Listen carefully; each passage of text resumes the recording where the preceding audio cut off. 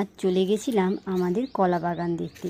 অনেক দিন এই পাশটায় না ঠিক আসা হয় না, মানে এত মাটি ফেলা হয়েছে, এই মাটিগুলো পেরিয়ে আসা সত্যি একটু কষ্টসাধ্য বলে আমার মনে হয়। কিন্তু আজ যখন এলাম অনেকটা সহজেই অনেকটা তাড়াতাড়ি পৌঁছে গেলাম। যাই হোক, এখানে একটা কলা গাছ, মানে এখানে একটা নয় অনেক কলা গাছ আছে, কিন্তু আমি দেখে এসেছি একটা মোচা দেখে আমি এসেছি, সেটা কি আমাদের জায়গাতে পড়েছে না অন্য জায়গায় সেটা দেখতেই আসা। তো যাই হোক, একটা কলার কাঁদি এখানে দেখা যাচ্ছে, এটাতেও কলার কাঁদি হয়ে গেছে।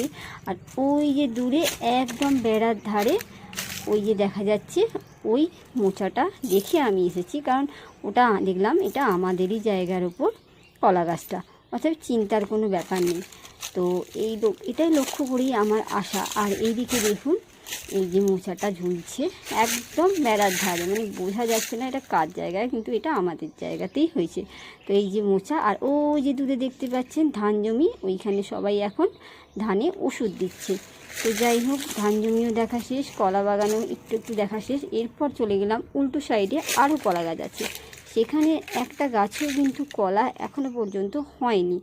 তবুও আমি একটু দেখে নিলাম ভালো করে, এসেছি যখন একদম ভালোভাবে দেখাশোনা করে যাওয়াটাই মনে হয় ভালো হয়।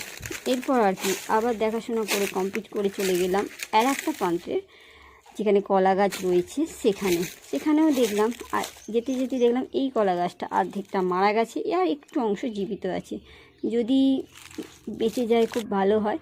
তো এই কলা গাছটাতে গেছিলাম দেখতে। এই কলা গাছটা এই দু তিন দিন না, এক সপ্তাহ হলো এই মোচাটা পড়েছে। যাই হোক, এই কলাটা মোটামুটি খুবই ভালো টেস্ট, আমি এটা জানি, কারণ এটা আমি যাদেরকে দিয়েছি তারা ভালো বলেছে।